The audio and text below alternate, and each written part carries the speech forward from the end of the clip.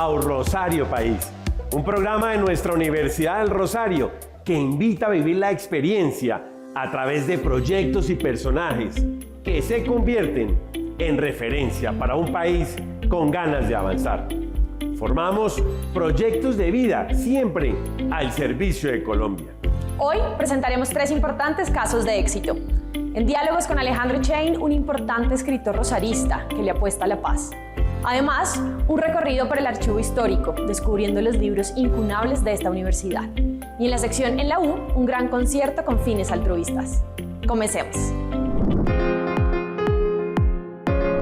En diálogos con Alejandro Chain, nuestro invitado es Juan Gabriel Vázquez, un joven abogado rosarista que se dedicó en cuerpo y alma a la literatura. Una de sus últimas publicaciones se titula Los desacuerdos de paz, donde nos invita a una reflexión sobre todo lo que se ha escrito referente a unos acuerdos de paz que no han tenido el resultado esperado. Y en su escrito pone en tela de juicio la polarización del país que ha impedido llevar a buen puerto la paz tan anhelada. Cuando uno revisa la historia y el proyecto de vida de Juan Gabriel, sin duda empezaste a los 8 años, la primera aproximación a un cuento de Juan Gabriel. A los 9 años incluso realizaste tal vez tu primera traducción al inglés. Creo que era una biografía de Pelé que te pidió tu padre. Y en fin, empieza toda una carrera extraordinaria. Pero empiezas a estudiar jurisprudencia en nuestra Universidad del Rosario. Y ahí realmente descubres una vocación por la literatura extraordinaria. De hecho, revisando algunos aspectos de tu vida, casi que mencionas que leías a escondidas durante las clases para poder avanzar en tu vocación. ¿Cómo descubres esa vocación? Bueno, primero gracias por la conversación que vamos a tener. Para mí es un placer estar aquí. Yo creo que la vocación ya estaba ahí. Lo que yo descubrí fue el hecho de que no era un pasatiempo simplemente, sino una verdadera manera de estar en el mundo tan innegociable que tuve que tomar la decisión de apartar todo lo demás. Terminé mi carrera de Derecho por disciplina o por masoquismo, nunca lo tengo muy claro, pero ya con la idea de que iba a tratar de construir una vida alrededor de la disciplina de la literatura, del intento por aprender a escribir las novelas y cuentos que tanto admiraba. Y eso ocurrió a mediados de la carrera, pero como dices, yo siempre había escrito, siempre había interpretado el mundo a través de los libros, incluso en esa época de la niñez, cuando lo único que le interesa a un fanático del fútbol como era yo es eso, es el fútbol. Incluso en esa época, yo recuerdo que parte muy importante de mi manera de ser hincha, de mi fanatismo de niño futbolero, eran unas revistas que se publicaban por la época del Mundial del 82, revistas en las que se analizaban las estrategias de los equipos y se contaban las alineaciones, de manera que eso de entender el mundo a través de la palabra escrita siempre ha estado conmigo. La vida de un escritor tiene muchísimos sacrificios, sin duda unos de ellos son los económicos. Sí. ¿Cómo un escritor en Colombia logra financiar sus primeros años de trabajo para poder ser fiel a su proyecto de vida? Esa fue una de las razones por las que después de hacer unos estudios en París, yo acabé llegando a París un poco siguiendo el mito de los escritores latinoamericanos y de una generación que siempre me interesó, la generación anglosajona de entreguerras, escritores como James Joyce y Hemingway, que pasaron todos por París. Bueno, yo fui a París siguiendo un poco este mito. Y después de eso, si no volví a Colombia, sino que me instalé en Barcelona, fue porque el mundo de la industria editorial en Barcelona, de la industria periodística, en ese año de 1999, creía yo que me iba a permitir ganarme la vida con esto más fácilmente. Es un oficio, el de escritor, es muy duro en sus comienzos, por muchas razones distintas, pero entre ellas esta. Es difícil construir una vida en la que la literatura sea central, pero que uno se pueda ganar esa vida de manera de sobrevivir, ¿no? Mínimamente. Yo acabé buscando cualquier trabajo que fuera... Que te ofrecieran. Que me ofrecieran. Desde traducir, que es un oficio de una gran nobleza, que a mí me sigue pareciendo el mejor entrenamiento que puede tener un novelista, hasta periodismo, lo que se pudiera hacer desde mi teclado, yo lo hacía. Y eso incluyó, al principio, cosas muy exóticas como libros por encargo, por ejemplo, uno que recuerdo sobre el cuidado del gato. Yo escribí un libro sobre el cuidado del gato por encargo para poder llegar a fin de mes, ese mes. Hacía artículos para enciclopedias sobre cosas de las que no tenía ni la menor idea y que me dieron información y conocimientos que todavía me acompañan para la investigación, por la investigación que tuve que hacer para esos artículos. De manera que esa idea de hacer muchas cosas al mismo tiempo, con un sacrificio de tiempo y de energía muy alto, pero con todo eso comprar, porque esa era la palabra justa, comprar 3 horas al día para escribir mi novela, que no daba un centavo, que no tenía lectores todavía. Eso es una época que recuerdo con mucho cariño, pero claro, con una noción perfecta de los sacrificios que implicaba. Oye, Juan Gabriel, pero entonces, ¿cuál sería el mensaje para los jóvenes? Muy especialmente aquellos jóvenes que descubren esa vocación por la literatura y pueden sentir miedo en que realmente no pueden tener un nivel de vida suficiente fruto de ese oficio y esos sacrificios. Sí.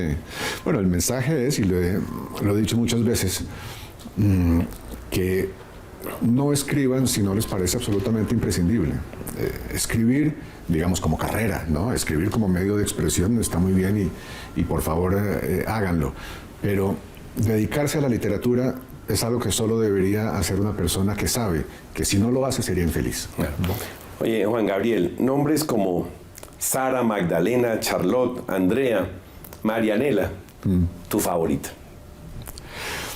Bueno, ahora mismo yo tengo que escoger a Marianela, que es el personaje de esa última novela, de Volver la vista atrás. Además porque es un personaje real, es la hermana de Sergio Cabrera, que tuvo una entrada en mi libro absolutamente impredecible, que me cambió completamente mis planes de escritura. Yo estaba escribiendo un libro sobre Sergio Cabrera, cineasta colombiano que todo el mundo conoce, pero que tiene una vida desconocida, que a mí me pareció en algún momento apasionante, y empecé este proyecto de escribir sobre él.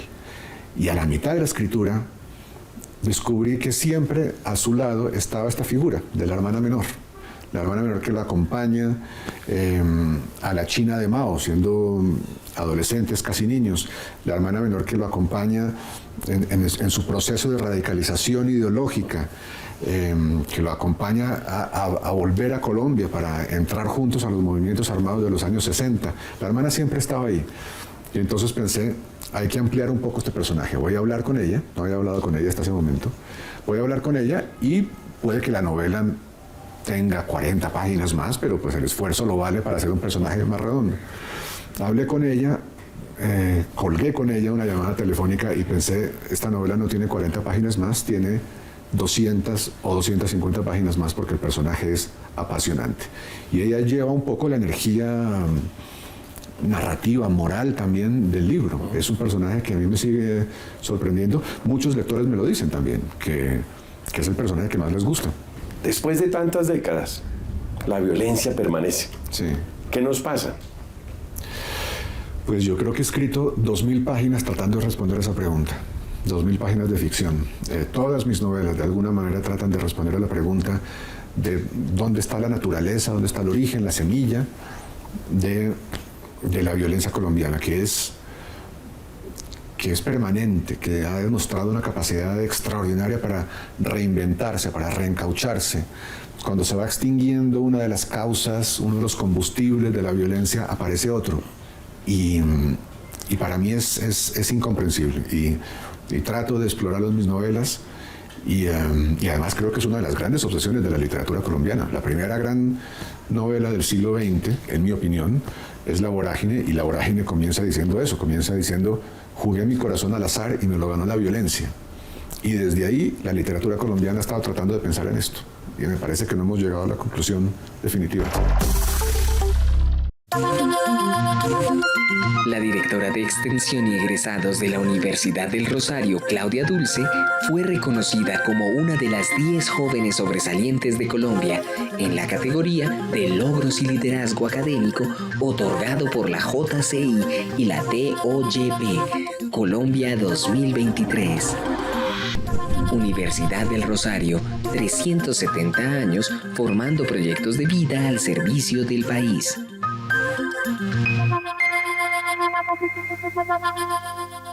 Los libros incunables del Archivo Histórico de la Universidad del Rosario son el fiel reflejo de toda una historia en nuestro país. Algunos de ellos pertenecen a la biblioteca personal del fundador, Fray Cristóbal de Torres, y han sido cuidados y preservados como una joya. Datan de los años 1450 y 1500, época de la imprenta de Gutenberg. Todos están escritos en latín. Estos son los 10 tesoros mejor cuidados.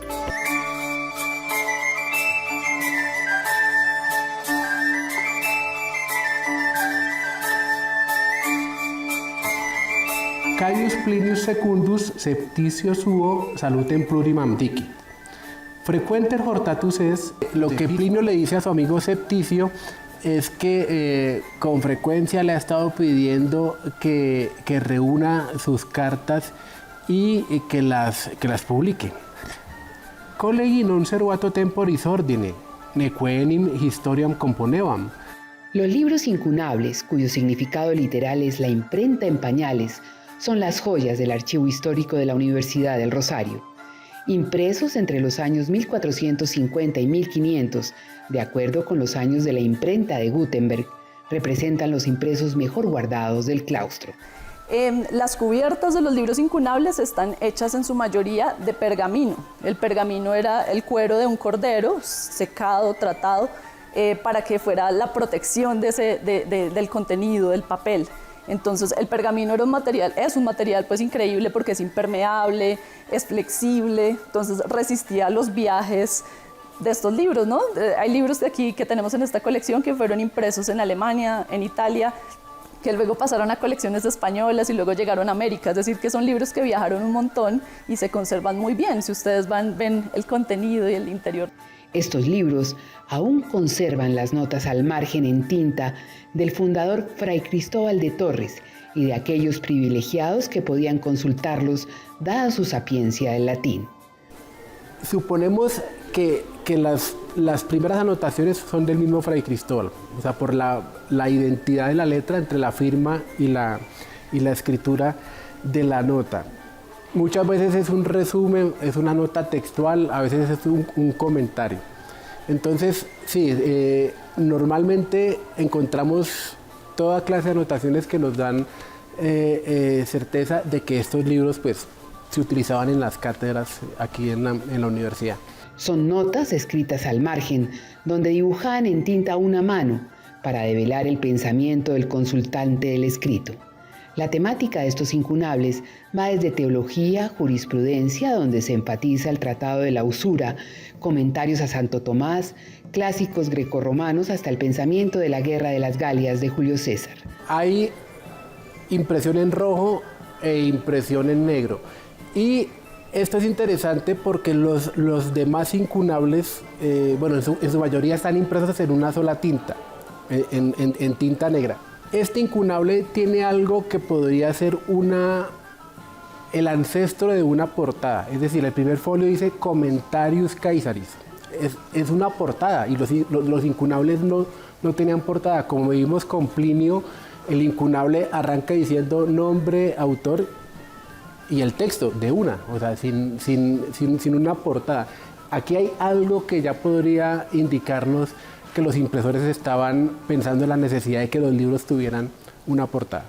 Son libros que llegaron a América, pero fueron impresos en Venecia, Alemania e Italia.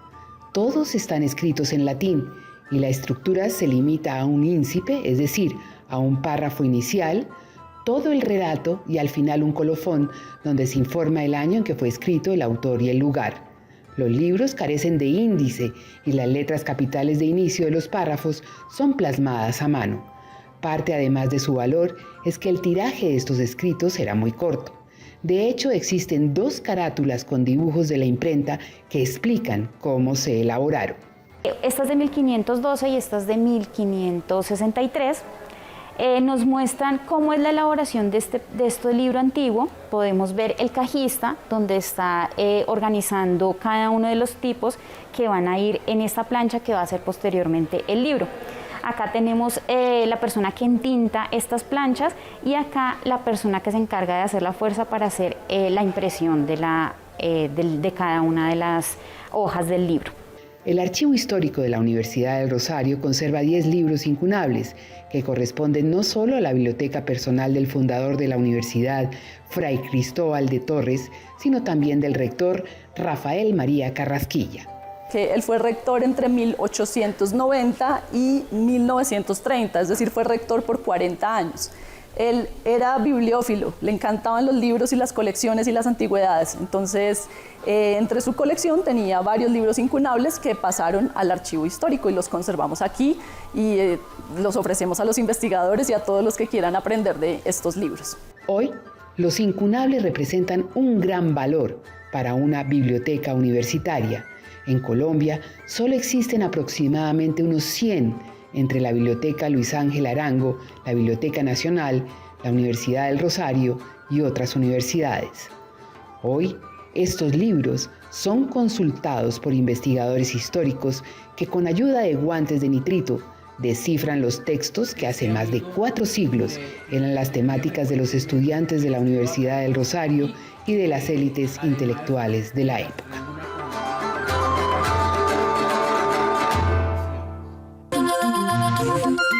Se lanzó el Código de Ética y el Sistema de Integridad Ética, que tiene como propósito el fortalecimiento de la cultura rosarista. Además, brinda un marco general de orientación para inspirar políticas, decisiones y acciones de la institución, que pretende ser un referente en las instituciones de educación superior. Universidad del Rosario, 370 años formando proyectos de vida al servicio del país.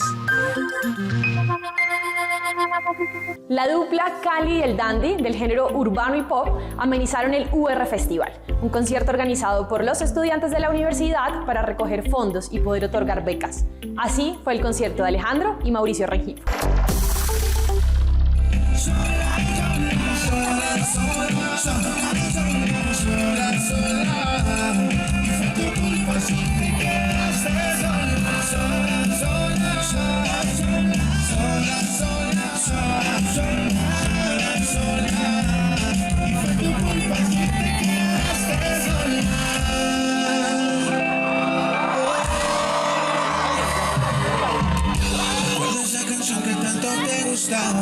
Recuerdo cada noche como la cantabas. Recuerdo que se paralizó el mundo y en un segundo escuché tu voz. Si se nos fueron 15 años, si nos volvimos dos extraños, pero ahora quiero estar recordando tu canción. Obviamente para nosotros Bogotá y cantar en Bogotá tiene un significado bien especial, pero venir y saber que estamos ayudando pues a la gente de la universidad y todo esto es mucho más especial. Estamos en unas semanas bien importantes para nosotros, estamos lanzando álbum, entonces bien cool este show, yo creo que va a estar increíble, está lleno de gente allá afuera, entonces... Está brutal, sí. Está brutal. Muy emocionados de estar aquí y yo no sabía muy bien lo del programa que estaban haciendo, me parece súper chévere y creo que este show tiene un sentido mucho más bonito de lo que nos imaginábamos.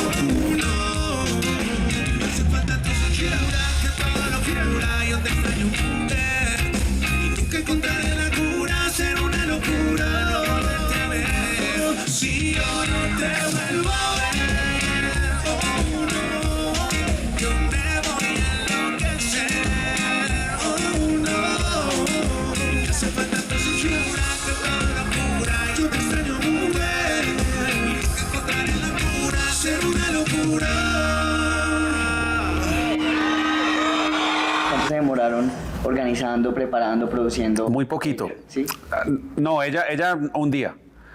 Nos demoramos haciendo el álbum por ahí 8 días, sí. Pero porque llevamos 12 años haciendo esto, entonces cada vez se vuelve como más rápido.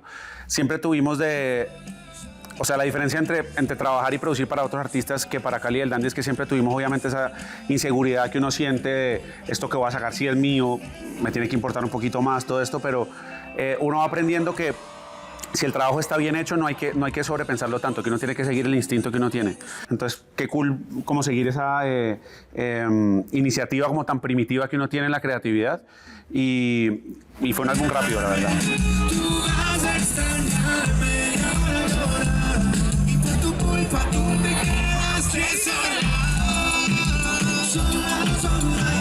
Antes de un concierto, antes, digamos, de lanzar Ángel, de que Ángel estuviera en vivo, ¿cómo se sienten? ¿Cómo manejan esa adrenalina, ese sentimiento? ¿O ya es costumbre? No, yo creo que siempre tener un estrés, como un sentimiento como en la barriga, no sé. Pero hay que ser como un catalizador de ese estrés y volverlo, no tengo ni idea, energía buena para salir y cantar mejor, como que es, o sea, es difícil explicar cómo lo hacemos, pero saber que si te está mirando mucha gente, hay que transformar esos nervios de embarrarla en mostrarles que uno sí puede hacerlo bien. No quiero seguir jugando.